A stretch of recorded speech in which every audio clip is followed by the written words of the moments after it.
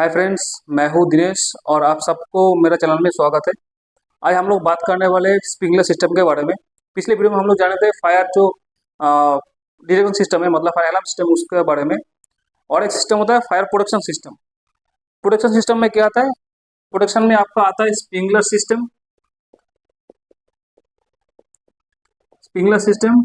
हाइडेंस system, आपका आता है जीएसएस सिस्टम, मतलब गैस सप्रेशन सिस्टम। एक अलग से ही सिस्टम हो गया, ये भी फायर प्रोटेक्शन में काम आता है और फायर डिटेक्शन में भी काम आता है। दूसरा आपका आ गया वेस्डा। एक्चुअली मैं पिछले वीडियो में ये वाला पॉइंट में जिक्र नहीं किया था। वेस्डा सिस्टम में भी आपका जो फायर डिटेक्शन सिस्टम है उसमें उसका अंदर आता है, फायर डिटेक्शन का अंदर में। ठीक है, तो स्प्रिंकलर सिस्टम में भी आपका चार कैटेगरी है। जो आपका एक है आपका वेट सिस्टम, एक आपका ड्राई सिस्टम। वेट सिस्टम में जहाँ पर पानी रहता है ऑल टाइम। ड्राई सिस्टम जहाँ पर पाइप का एक पोर्शन तक पानी रहता है और एक पोर्शन तक आपका एयर रहता है, और वो लगभग आपका जहाँ पर टेम्परेचर 4 डिग्री सेंटीग्रेड से कम है उस पर यूज होता है। एक होता है आपका प्री एक्शन सिस्टम, आपका होता है डेल्यूज सिस्टम। तो उस जो चार सिस्टम है वो हम लोग अगले वीडियो में बात करेंगे। फिलहाल हम लोग का टॉपिक है स्प्रिंकलर सिस्टम, स्प्रिंकलर का टाइप और कितना रेटिंग में स्प्रिंकलर मिलता है। तो चलिए वीडियो को करते स्टार्ट।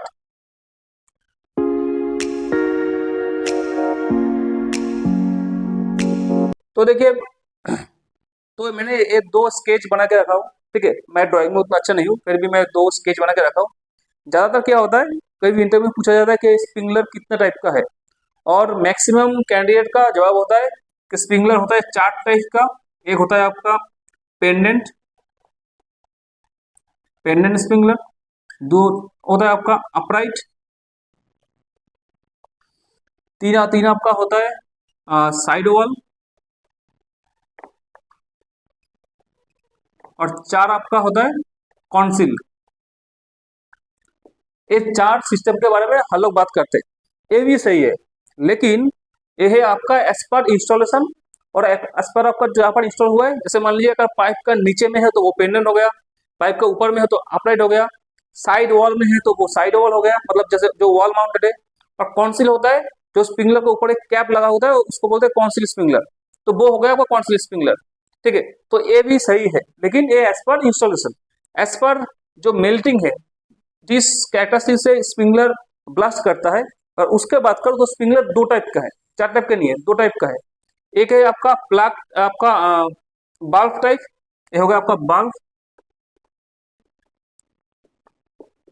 और एक है आपका fusible link type, fusible link type.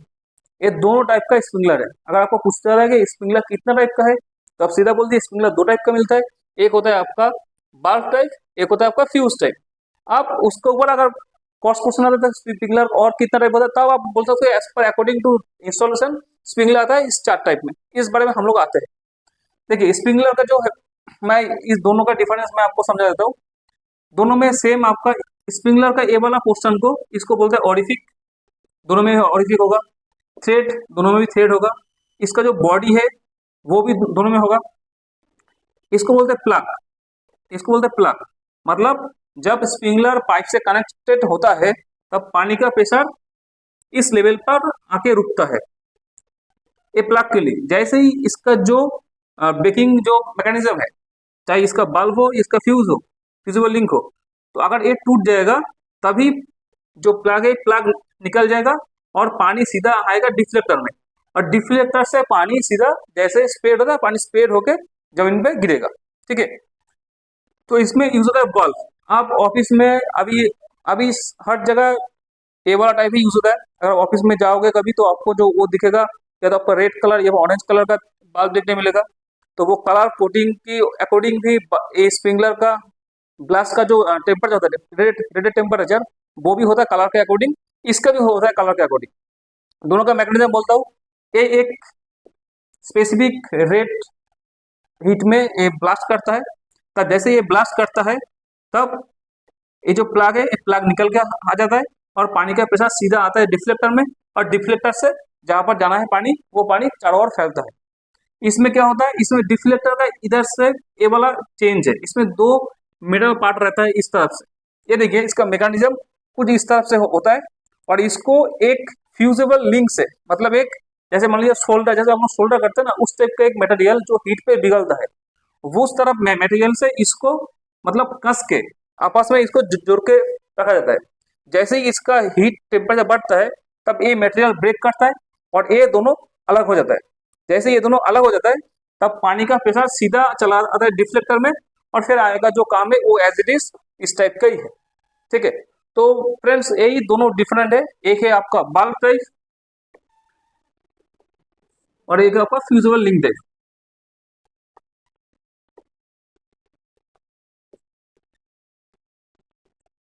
ठीक है, अब हम लोग बात करेंगे जो एज पर डिजाइन है कहाँ पर ये वाला यूज होता है एज पर डिजाइन। जैसे आप जैसे है पेंडेंट, पेंडेंट स्प्रिंकलर कहाँ पर यूज होता है, अगर मान लीजिए आप ऑफिस में हो तो किसी भी बिल्डिंग में हो जहाँ पर आपका जो फॉल सीलिंग है उसका नीचे आप देखेंगे एक स्प्रिंकलर ऐसे कनेक्टिंग रॉड से स्प्रिंकलर आपको फॉल सीलिंग के ऊपर देखने को मिलेगा। ठीक है, वो होता है पेंडेंट स्प्रिंकलर, जो नीचे की तरफ मतलब मेन पाइप से नीचे की तरफ जो होता है उसको बोलते हैं पेंडेंट स्प्रिंकलर। अपराइट कहाँ पर होता है, जो पाइप का ऊपर की तरफ स्प्रिंकलर लगा हुआ होता है। मान लीजिए कोई फॉल सीलिंग है, उसका नीचे का एरिया तो कवर हो गया, ऊपर आग लगाएगा तो फिर कैसे कवर होगा। या फिर फायर का, मान लीजिए फायर का एक रूम है, तो जो फॉल सीलिंग है, तो अगर स्प्रिंकलर सिस्टम यहीं पर रहा तो स्प्रिंकलर इस एरिया को कवर कर देगा। ऊपर के लिए क्या होगा, उसके लिए पाइप का ऊपर भी एक स्प्रिंकलर लगा हुआ होता है जो कि ऊपर की तरफ से भी स्प्रे करेगा ताकि वो एरिया टोटल कवर हो जाए। ठीक है, तो वो जो स्प्रिंकलर यूज है उसको बोलते हैं upright sprinkler. Side wall sprinkler कहाँ होता है, जहां पर वॉल में जो स्प्रिंकलर लगा जाता है, जो सिस्टम वॉल पे लगाया जाता है, जहां पर हाइट कम है स्प्रिंकलर लगाने का, जैसे कोई छोटा मीटिंग रूम हो गया इस टाइप का, ये पर आपका स्टोर रूम कुछ हो गया, तो उसमें वॉल पे वो स्प्रिंकलर लगा जाता है, वो होता है साइड वॉल स्प्रिंकलर जो वॉल पे होता है।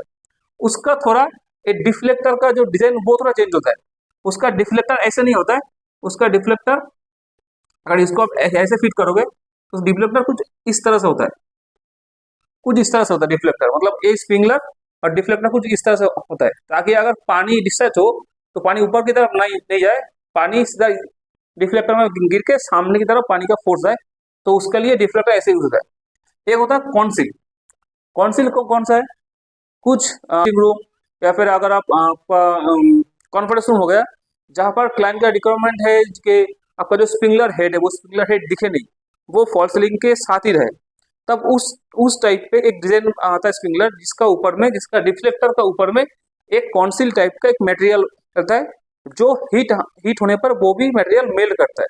मतलब इसका डिफ्लेक्टर के ऊपर में एक कॉन्सिल टाइप का ऐसे कवर मिलता है, जो देने से आपको नॉर्मली देखने जिसको मालूम है वो उसको समझ में आ जाएगा वो स्प्रिंकलर है, वरना वो डेकोरेशन के लिए अच्छा लगता है, वो स्प्रिंकलर ओपन नहीं होता, दिखता नहीं है, फिर उसका ऊपर एक ऐसे कवर रहता है। जैसे ही इस पर हीट पड़ता है तब एक कवर, ये जो कवर होता है ये निकल के बाहर बाहर की तरफ आ जाता है, और जैसे ही निकल के बाहर की तरफ आ जाता है और हीट टच करता है बल्ब को या फिर जो फ्यूज है उसको टच करता है और इसको ब्रेक करता है, फिर जैसे प्रोसेस है वो सेम प्रोसेस में फ्लो करता है।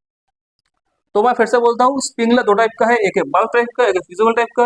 अकॉर्डिंग टू इंस्टॉलेशन स्प्रिंकलर है चार टाइप का, pendant, upright, side wall and council sprinkler. ठीक है, तो अब हम लोग बात करेंगे स्प्रिंकलर का जो कलर कोड है, मतलब कितना कलर में कौन सा स्प्रिंकलर डिजाइन किया हुआ है उस बारे में।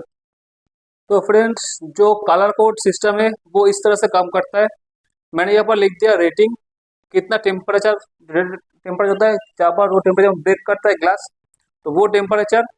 क्लासिफिकेशन क्या है, कौन सा कैटेगरी में आता है फायर का, बल्ब टाइप में क्या कलर आता है और फ्यूज टाइप में क्या कलर आता है।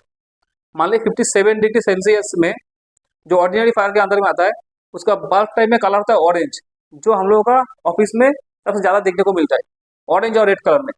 तो ऑरेंज कलर आता है बल्ब में और 68 में आता है रेड, तो ऑरेंज और रेड आता है 57 एंड 68 में। सेम सिचुएशन में फ्यूज टाइप का है उसमें आता है ब्लैक, 57 तो 68 इस बीच में आता है ब्लैक कलर का। फिर आ जाता हूँ 79 में, 79 अगर टेम्परेचर में वो आता है आपका येलो टाइप का। अच्छा, एक आप ये नॉर्मली यूज है आपका, जैसे मान लीजिए कि ऑक्सीजन है, ऑफिस है, मीटिंग रूम है, उस एरिया में यूज होता है ये वाला ऑरेंज या रेड रेड वाला। येलो का यूज होता है जहाँ पर 79 टेम्परेचर है। 93 ये होता है ग्रीन। तो जो 79 93 ये होता है आपका किचन में यूज होता है। किचन में जहाँ पर आपका टेम्परेचर कम हो, उसमें जहाँ पर इंडक्शन लगा हो उसमें टेम्परेचर कम आता है, जहाँ पर आपका ओवन सिस्टम है उसमें टेम्परेचर ज़्यादा आता है। तो उस अकॉर्डिंग में आपका येलो और ग्रीन यूज होता है। येलो आता है आपका 79 टेम्परेचर में, उसका ब्रेक कैपेसिटी है, और ग्रीन का ब्रेक कैपेसिटी है 93 डिग्री सेल्सियस। उस दौरान 79 से 107 107 डिग्री तक जो कलर आता है वो आता है व्हाइट कलर में।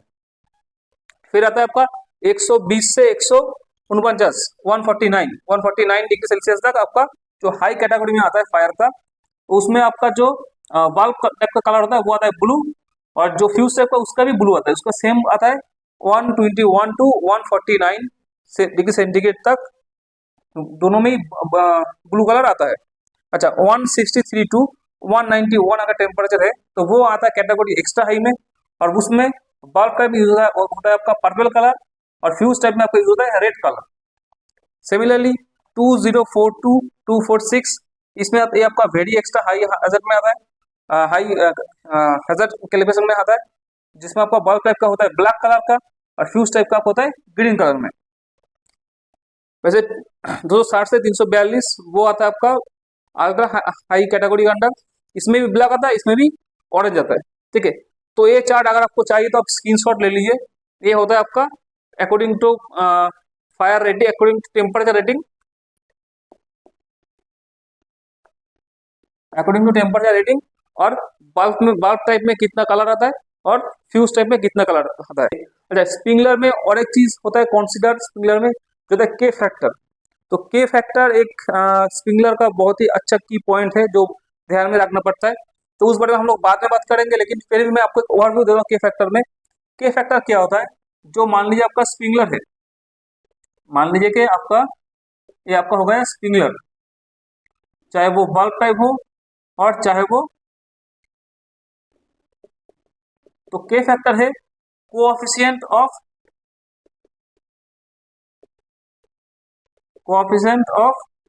डिस्चार्ज, मतलब कितना डिस्चार्ज होगा इस स्प्रिंगलर से, वो डिनोट करता है के फैक्टर की अंदर में। अगर मैं बात करूं ऑर्डिनरी हजार्ड के बारे में, तो ऑर्डिनरी हजार्ड में as per एनएफपीए 13, as per एनएफपीए 13 ordinary hazard में, मैं इसको अब अगर चाहिए स्क्रीनशॉट ले लीजिए। जो ऑर्डिनरी हजार्ड होता है, ऑर्डिनरी हजार्ड में देखिए, अगर आप ऑर्डिनरी हजार्ड को कंसीडर करके चलेंगे तो आपको ऑफिस में भी आप वो रूल्स अप्लाई कर सकते हो, क्योंकि लो हजार्ड तो काफी लो हो गया, जहाँ पर काफी कंबस्टेबल चीज कम है। तो ऑफिस का कुछ कुछ सेक्शन आपका ऑर्डिनरी में आता है, कुछ कुछ सेक्शन आपका लो में आता है, हाई हजार्ड में नहीं आता, नॉर्मली कमर्शियल जो ऑफिस होता है। तो अगर उसको मैं ध्यान रखूँ, तो अगर आप ऑर्डिनरी के जो रूल्स है वो फॉलो करोगे तो आपको दोनों में भी वो लागू होगा। तो ऑर्डिनरी हजार्ड में क्या करता है, एज पर एनएफपीए 13, एज पर एनएफपीए 13 में स्प्रिंगलर का के फैक्टर आपको मिनिमम 5.8 होना चाहिए। ठीक है, जैसे आपका 2.76 बार एज पर एनएफपीए, मतलब आपका 40 पीएसआई, अगर आप पीएसआई में कन्वर्ट करेंगे तो 40 पीएसआई आपका आएगा, 40 पीएसआई चाहिए। तो आपका क्यू क्या होगा, Q equal to K into root over of P. तो अगर आप इसको मल्टीप्लाई करेंगे 5.8 इंटू रूट ओवर ऑफ 40, मतलब आपको 5 इंटू 40 7 पॉइंट समथिंग आएगा, क्या आएगा मतलब 35। ये होगा आपका गैलन पर मिनट। तो के फैक्टर क्या होता है, यह गैलन पर मिनट, मतलब जो स्प्रिंगलर है उसका कोएफिशिएंट कितना होगा 5.8 में। अगर आपका 5.8 में अगर आपका 40 पीएसआई अगर वाटर प्रेशर हो, तो जो स्प्रिंगलर है उसका जो डिस्चार्ज होगा वो आपका 35 गैलन पर मिनट वो होगा। तो ये होता है आपका के फैक्टर। अब डिफरेंट डिफरेंट हैजर्ड में, जैसे जो इंजीनियर डिजाइन करता है वो उसमें बहुत कैटेगरी आता है कि कौन सा हैजर्ड होगा, वो लाइट हैजर्ड या आपका मॉडरेट हैजर्ड या फिर आपका हेवी हैजर्ड।